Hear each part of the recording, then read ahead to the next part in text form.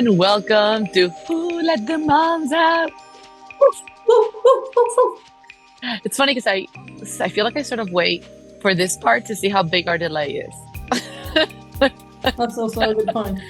On today's You episode, seem like it was quite small this time, like yeah. It was a short been delay. like 2 Yeah, months, so it's like there's definitely a short delay. On today's episode, welcome. We are going to be talking about postpartum. And by we, I mean probably mostly me, because Paula has had a while since you had a postpartum. But still, I Yeah. think once you've gone through postpartum, you can never go through postpartum. Um, That's true, but it's one of the things that, one of the first things that people tell you that you will forget, and it's so Yeah. true. Yeah. Like, you do forget. It goes by It's- so quickly. You just you forget. have to, because if you don't forget, I don't think you would do it again. And then we would not procreate as a species, right? That's the thing. It's like, as a lot of you can Then we probably have hear. a new guest. As you guys see, our guest of honor here I was about to say. right now. I was about to say, as you guys can probably hear, or those of you that are watching, as you can see, we were going to attempt to do this episode without our guest, but she was not having it, which is why, if you're looking at me, I'm all red from crying. Yeah, she is We had a not. moment. Yeah, we had a moment, postpartum. Hello, welcome. But here we are. Today we're going to talk about postpartum. If you're in postpartum, if you're about to be in it, or if you have been through it, I think this episode is going to, hit home because you'll feel seen. Yes. All right, so let's start. Okay, my first question for you on it is, what was the hardest bit for you to remember, that you remember from Alaska's postpartum and Atlas? Well, what was the biggest difficulty you had for Alaska that you didn't have for Atlas, but what also was your biggest difficulty with Atlas, but you didn't find it with Alaska? I mean, I think it's so interesting because I feel like postpartum is different for everyone, obviously. And even within, like, my two postpartums have been completely different so far. Obviously, one of them has only been 6 weeks. So 7 weeks today, exactly to the day. I don't know that I can completely talk about postpartum like, oh, this is what happened, because obviously it's still kind of soon. You can be postpartum for so long.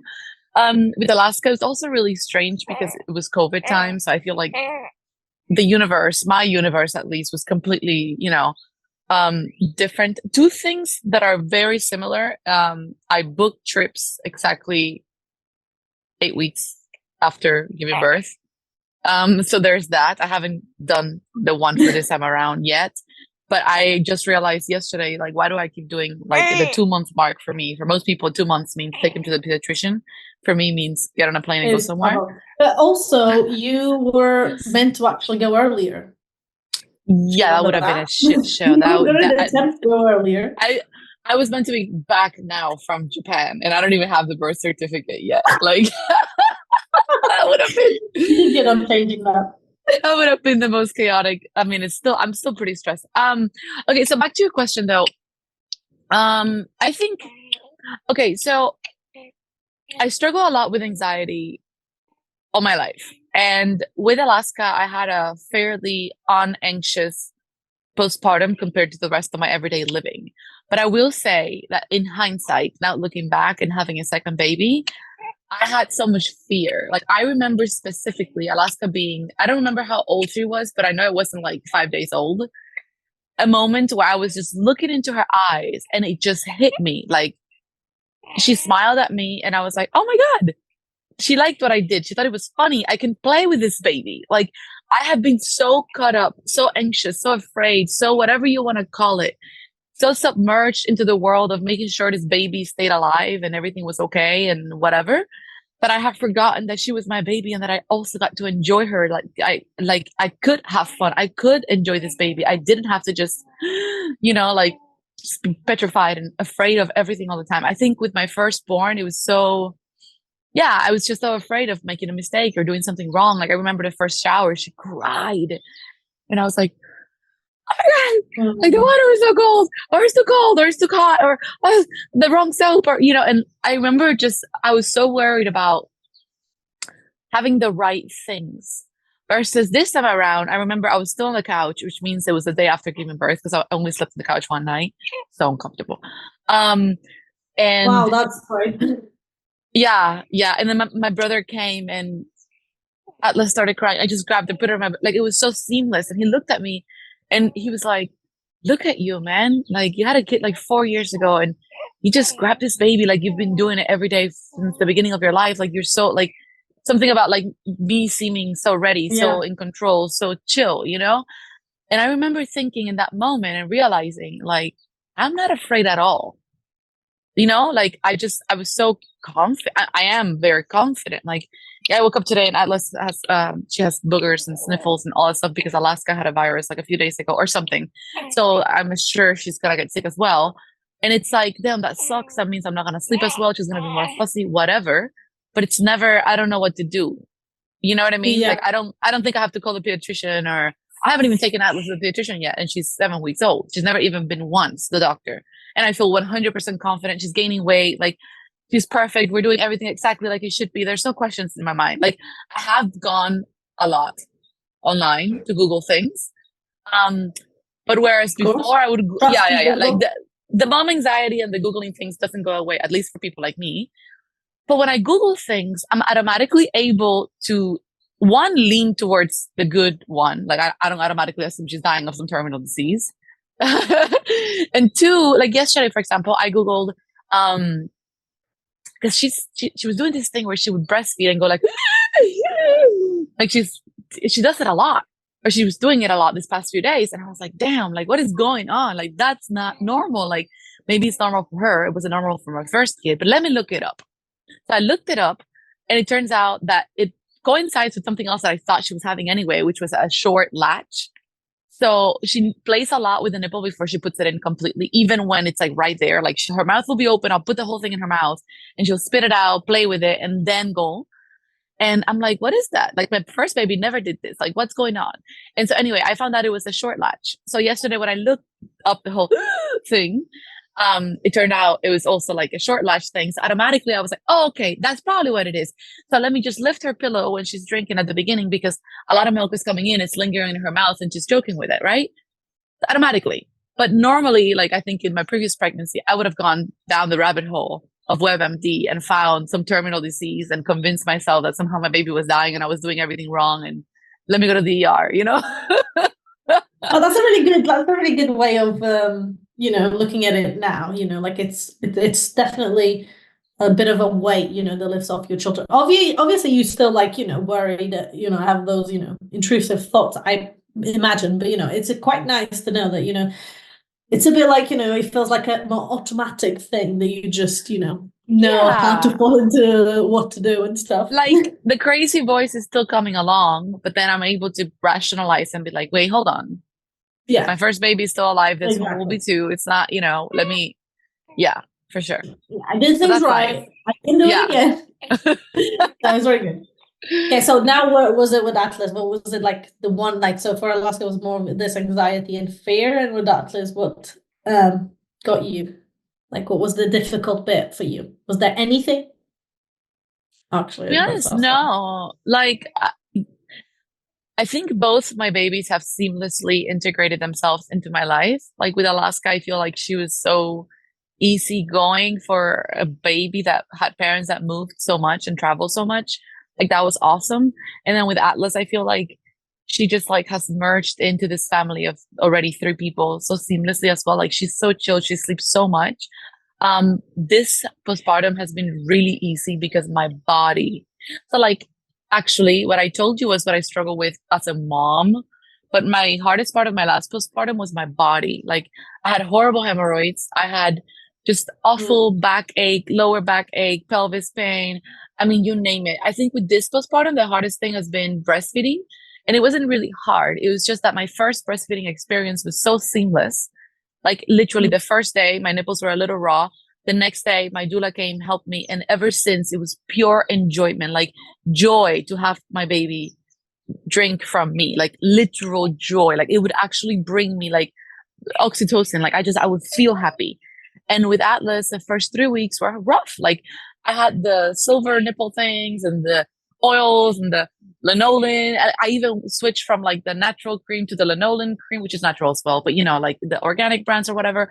Like, I tried 4 different things because it was like I had like a scare of mastitis like 2 days in, my boob was swollen, like all these things all in the first like 3 weeks. Now it's back to being joyful and awesome. But I even wrote online asking other moms if they had a different experience second time to first time, because I just always thought, well, if breastfeeding was fine and so enjoyable the first time, obviously the second time will be at least similar, you know? And it was not the same at all. But I think it's because Atlas, even though she doesn't have a tongue tie, she has a short latch. And that's just given her, like, she needed time to get adjusted to breastfeeding again. And nipple. That's the problem. That too. And I think also for my nipples, the second time around, I needed time to like they had already like gotten used to like the freedom, and they were like, hold up. They were not used to working anymore. That was the hardest part actually so far. And honestly, it was only like almost 3 weeks long and not bad at all considering. Yeah, because obviously your nipples were trying to heal, but obviously you had someone sucking on them. So, you know, it was just a difficult time for everybody. Except for our body. But yeah, I was gonna say it is different for all your births. I mean, I followed this mom that her fifth kid, she just had the fifth kid, and that's the first time she actually had problems breastfeeding. Like, and she didn't have any with any other kids except the fifth. You know, that is kind of like, that must have been really hard to, you know. I mean, it's a two people relationship breastfeeding, so it makes perfect sense actually. Yeah. How about you? What was the hardest thing for you? If you remember, I'm sure you remember. Well, the hardest thing for me was because I had a C-section, so it was hard to walk. So also it was hard to poop. That was really hard. And I had to like do hypnobirthing for poop. Yeah, you know, like, you know. Yeah. Breathe through. It'll come when it's ready. Allow your poop to come through. Yeah, because I had to like get these like iron injections, and I had to like take I had to take injections so I wouldn't get blood clots, and then I would get iron tablets. And that was, so that was all like messes up. So it was, the hardest thing was like really moving. But it was only like the first 2 weeks. Because like Flynn, like at the hospital, he straight on latched to the boob, and I was like, I never let go. Nice. Yeah, that was Alaska too. She came out and she was like, Like he came out peeing, actually. He peed on the nurse, on the midwife, sorry.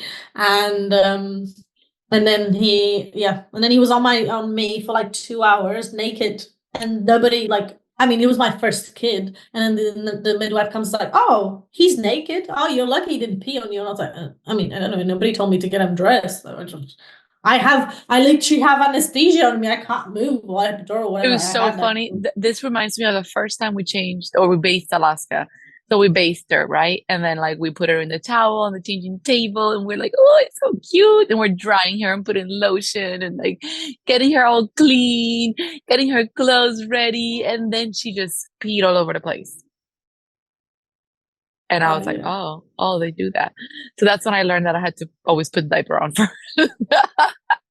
Yeah. We learned that too.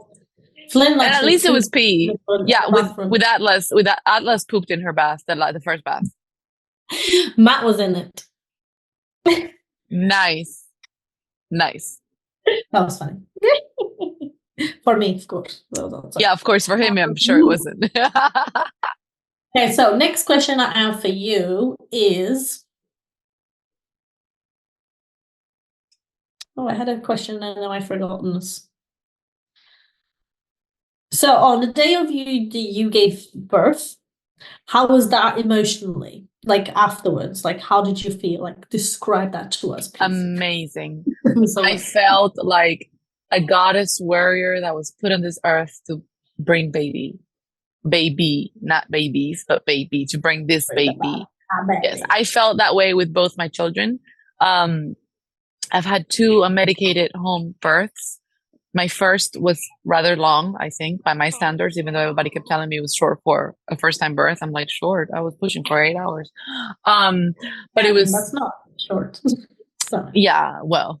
2 hours is short. Yeah, and so my second birth... Yeah, my second birth was 2.5 hours long, and it was See? absolutely wonderful and beautiful and amazing. And I finished birthing her, and automatically I felt relieved and strong and just awesome, awesome, awesome. I felt like a superwoman. And I, like, again, I'm a person who have struggled with anxiety for the most part of my life, and also who hasn't felt amazing about herself through the majority of her life, I think, because of the anxiety. And for me, both births have brought this just tremendous feeling of self-confidence and self-belief and self-support. Like, for the first time in my life, when I gave birth to my first daughter, I felt like I was supporting myself. Like, I was like, yeah, girl, like rooting for me. I feel like there's always two of me inside of me. One is the one that's just going with emotions and doing things that have to be done. And the other one is always second guessing and almost never rooting for me until things get accomplished and someone else comes and tells me that I'm awesome, right? Like, I'm never just rooting for myself from the get-go. And right after giving Yeah. birth, both times, I have that voice on my side. Like, for the first time, I never felt that until I gave birth to Alaska. Like, it was like I was telling myself how amazing I was. I was telling myself how great a job I did. I was sitting there going like, you could do anything. Like, you're amazing. Yeah. You know? And that was unexpected. I just didn't expect it. I was so ready to feel like crap and to have postpartum depression and all that stuff. And I just felt so good about what I had done that, I don't know, it was really, really welcoming. Like, I welcome that feeling. And it was why I wanted to do another home birth. And this second time around, it was the same thing. Like, after I gave birth, this time around, especially because I also felt so good physically. Because the first one, I felt great about what I had done and everything, but I was physically in pain and uncomfortable. But this Yeah. second But time, afterwards I you feel just, like self. yeah, but this time I felt so good that I just felt like I could carry the universe on my shoulders. I just felt like, Honestly, you kind of deserve that though. You deserved that after the 9 months you kind of endured yeah. of I also had bringing. a really, yeah. And so I don't know, I don't know if that feeling came from the birth or from the awful, awful, awful. I had a horrible pregnancy. Like, I think if you compare my pregnancy to people that have like medical issues, then I had a great pregnancy. If you want But to for hear all about it, it's no, just 2 episodes beforehand. yes, it's 2 episodes back. Go listen to it. It was just really Great. challenging. It was a great day. It was, yes. So giving birth was very welcoming, and I have a baby who's giving me this stink eye. Yeah, I she's think I like, just flicked. I how think I dare just you? I think I just flicked her with my hair, so she's like, Well, that was very rude. I was gonna say, like, I feel like it's really inspiring, honestly, that you felt like that because, like, in my head, I was telling that person that always second doubts it. It was second doubting me when I was giving birth. I kept telling me, no, I don't want to do this anymore. No, close it out. yeah, I had that. So I had that feeling too, actually, during this second birth. I felt really confident leading up to my birth. Oh my goodness, do we have a smiley baby? So this time around, I had a very I was gonna say I have a very smiley baby. This time around, I was very confident leading up to the birth. I had a small moment of, I don't know if I can do this, but mostly I was happy. Oh. Hi. But the first time I kept messaging my midwives like, are you sure I'm not giving birth now? These contractions are really strong. Are you sure this is not giving birth? Oh my God, I feel like I'm gonna wake up and the baby's gonna come out. And they kept going like, dude, I know you feel that way, but honestly, it's very unrealistic. It's not gonna happen like that. And I was like, okay. Also, are you sure I can do it? Can I do this? Can I really? Can I do this? Like, I remember 11 a.m. I was like leaning over the pool, thinking, I can't do this anymore. If I faint and wake up in a hospital, I'll be happy. And then I still didn't birth a baby for like until 3:42 p.m. So it was a long, long time of giving birth. It was just not. Yeah, I was exactly me. But yeah, when I even in the pool and then like they would take me out, I was like, no, I don't want no. The contractions are coming back. Hi, baby. Hi. Like you literally look like a mermaid. I think that me. Yeah. This was Alaska's first comment. She's like, "Oh, you look like a little mermaid." What do you think? What do you think? Is there poop coming? She's smiling. Are you smiling and looking for the boob?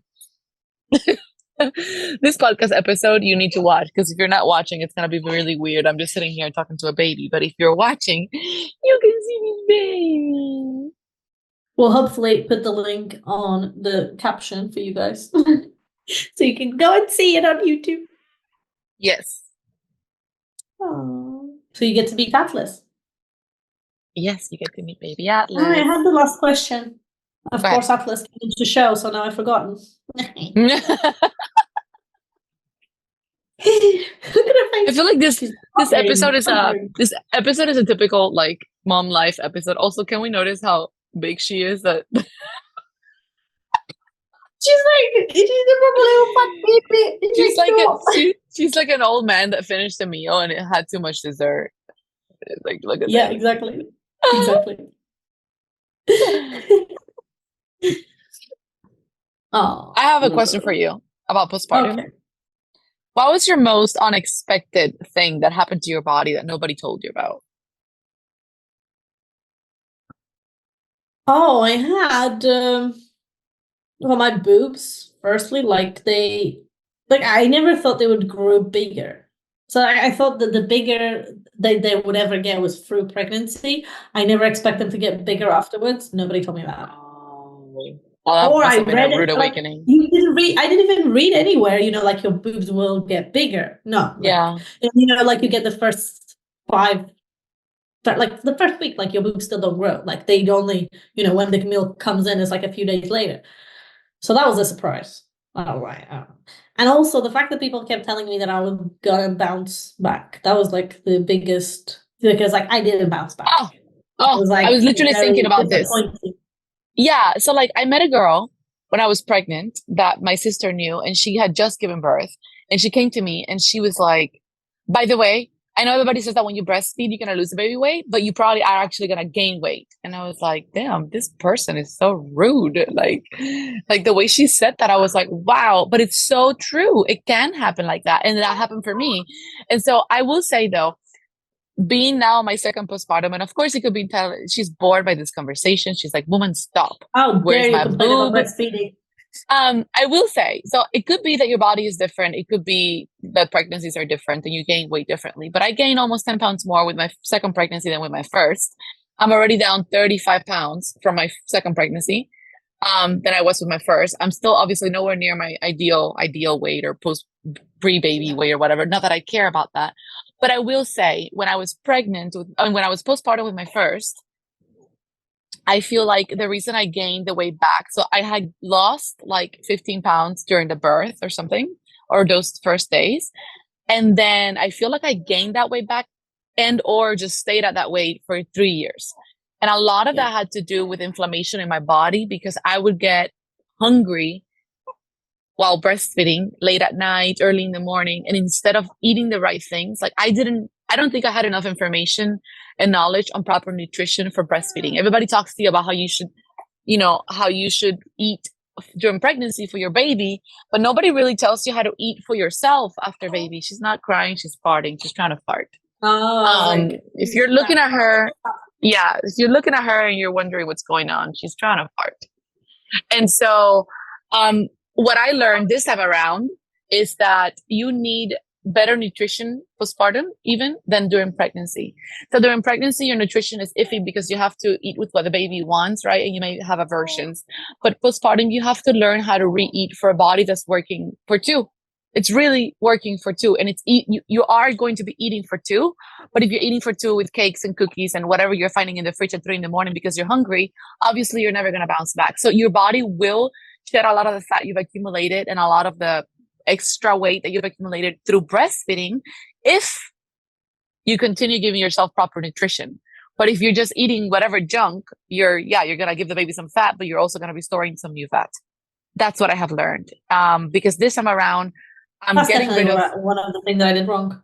Even me too. pregnancy, Me too. Indulged on everything. Well, for both my pregnancies, I have not been able to this pregnancy, I try to eat a lot more proteins and vegetables and stuff like that. I normally eat like this and like eating like this anyway. So that wasn't an issue. But like if I wanted to have a cake, I wasn't able to just not have a cake. I had to have the cake. Like I'm not one of those people that can just be like, oh, let me just cut back on sweets. I'm like, No, I'm gonna have the sweets. So I had the sweets, and I still have the sweets. But now that I know a lot about biohacking, I'm able to just regulate that a lot more, and my body has just responded a lot better. But my Yeah. first time postpartum, I felt so helpless because I just continued getting bigger and bigger and more inflamed and just more uncomfortable. And it was so disappointing because I had this narrative that it should be the other way. I wish somebody would have told me, like, yo, you're not just gonna magically lose the weight because you have a baby on your boob, you know? But that's what everyone tells you, isn't it? Like everyone Yeah, tells you that you're yeah. just going to lose the weight because, Or you like know, when you're you're after running breastfeeding. after the baby, after you start running after the baby, you're gonna lose the weight because you're gonna be so tired. You don't run after the baby until they're like 10 months old. You're not running Yeah. anywhere. You're sitting down breastfeeding. You're sitting, making your ass flat, gaining weight, eating cookies at 3 in the morning. Yep, exactly. And what was I gonna say there? We should call this I know, episode. and then because you were skinny before pregnancy, everybody has the audacity to tell you you gotta bounce back, and you believe that. I believed it. We're gonna call this episode the one where Paula forgot all the questions. Paula does not remember what she's about. uh-uh. I don't actually. No I one. had the last question, but it's gone now. Anyway, I hope you enjoy this episode. And we would love to hear what was the most surprising thing, good or bad, about your postpartum journey. And if you've had more than one, the differences, because I think it's really fascinating to learn that there are so many differences between one baby and the other from the same woman, same body. Like, some people may say, okay, my kids were like 7 years apart. She's smiling. But for me, I had my first at 31, second at 35. So it's not even the age thing. Because I had a cousin who was like, yeah, like I feel like we have an age for birthing. And I'm like, well, my kids were like not that many years apart. So it's not like I had one at 25 and one at 35, or Yeah. like I had a major life change, or that I was considerably, like, let's say, less agile or bigger in my second like none of that, right?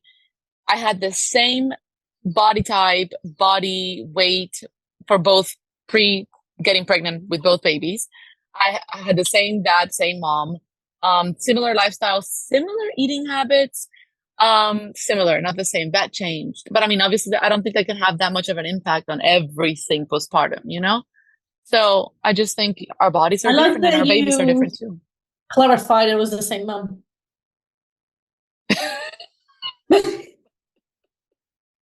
It'll be identical. And my brain has gone to poop after giving birth, both times equally clearly. Oh my god! I actually thought you were meant that you went to poop. So I was just like, what? Oh, here's something surprising.